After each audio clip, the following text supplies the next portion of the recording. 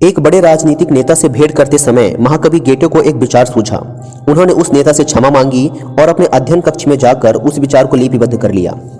Sir Humphry Davy ने समय के एक एक क्षण का सदुपयोग करके महान आविष्कार कर दिखाए।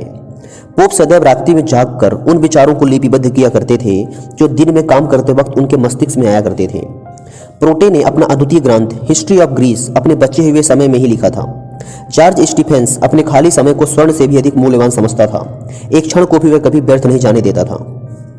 डॉक्टर बार्ने ने इटालियन और फ्रेंच भाषाएं घोड़ी की पीठ पर यात्रा करते हुए ही सीखी थी। हेनरी किर्क वाइट ने ग्रीक भाषा ऑफिस आने जाने के वक्त ही सीखी थी। सीजर प्रायः कहा करते थे, रक्त पिपासु एवं भयंकर शत्रुओं के बीच घिरे होने पर भी जब मैं अपने खेमे में होता हूँ तो मुझे अनेक महत्वपूर्ण बातों को सोचने और निर्णय लेने का अवसर मिल जाता है। सीजर एक बार जहाज में कहीं जा रहा था कि वह जहाज डूब गया, किंतु जब जहाज डूब रहा था तो वह अपनी पुस्तक पढ़ने में मग्न था। डॉक्टर डर्बन को जब भी कोई विचार आता, कोई रचना सूझती तो उसे कागज का जो भी टुकड़ा मिलता उसी पर लिख डालता था। डॉक्टर मार्सन गुड एक रोगी को देखने लंदन जा रहा था। मार्ग में उसने लुकेशियस का अनुवाद कर डाला। मोजार्ट प्रत्येक मिनट का उपयोग अपना सुधार और उन्नति के लिए किया करते थे। वे इतनी देर तक काम करते थे कि सोना भी भूल जाते थे। कभी कभी तो अपना कार्य समाप्त करने के लिए वह 2-2 दिन और रातों तक लगातार लिखते रहते थे।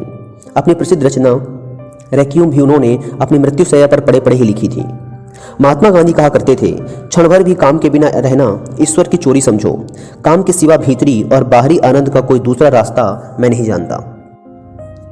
चार्ल्स फ्रास्ट एक चर्मकार था। वह नियमित रूप से प्रतिदिन 1 घंटा अध्ययन करके अमेरिका में गणित का सबसे बड़ा आचार्य बन गया था।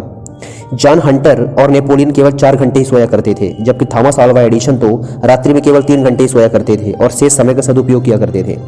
जॉन हंटर ने अपने थोड़े थोड़े क्षण बचाकर जो सामग्री एकत्रित की थी उसे केवल व्यवस्थित रूप देने में ही प्रोफेसर ओवन को 10 वर्ष लग गए थे। वह प्रतिदिन 20 घंटे काम किया करते थे। जॉन हंटर ने अपने श्रम से हजारों नमूने एकत्र किए थे। उद्योग और अध्यायवास का इससे अच्छा, इससे बड़ा उदाहरण भला हमारे जीवन में क्या मिल सकता है, जिसे समय से प्रिय और कुछ नहीं था। जब कोई व्यक्ति जॉन एडम्स का समय नष्ट किया करता था तो उसे बहुत बुरा लगता था। इटली के एक विद्वान ने तो अपने कक्ष के द्वार पर यह वाक्य लिखवा कर चिपका दिया था कि जो व्यक्ति यहाँ रुकना चाहता है वह मेरे कार्य में मेरी सहायता करे। स्मरण रहे, संसार में जितने भी महान व्यक्ति हुए हैं वे सभी समय के मामले में बड़े कंजूस थे। सिसरो कहा करता था, जिस समय को अन्य व्यक्ति दिखावे और शारीरिक तथा मानसिक विश्राम में व्यय कर देते हैं वही समय मैं तत्व ज्ञान के चिंतन और ध्यान में लगा देता हूँ। लॉर्ड बेंकन चांसलर थे। चांसलर के कार्य के बाद जो समय बचता था उसी के उपयोग से उन्होंने कीर्ति अर्जित की है।